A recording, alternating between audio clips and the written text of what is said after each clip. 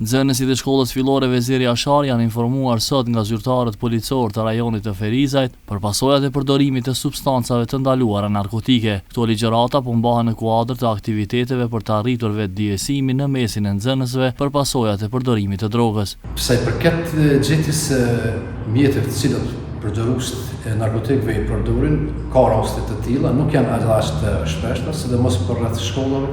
Mirë po zakonisht gjenden në periferi të shkollave, jo në hapësirat e brendshme të shkollave, nuk kanë pas raste që gjenden në hapësirat e brendshme të shkollave. Zyrtarët policor u kanë thënë nxënësve se gjithnjë duhet i raportojnë autoritetet shkollore dhe policore sa herë kanë informacione për përdorues drogash. Kërkojmë prej juve që me çdo kusht ta na shkaloni këto dukuri. Unë kërkoj për juve që edhe në tarmën edhe në vazhdimsi që t'jeni kontribues në këtë drejtim, duke marrë masa aq sa keni mundësi.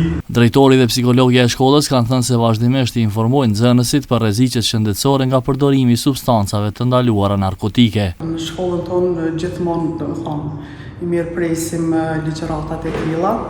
Janë shumë të rëndësishme si informacione, çdo informacion domethënë është i rëndësishëm.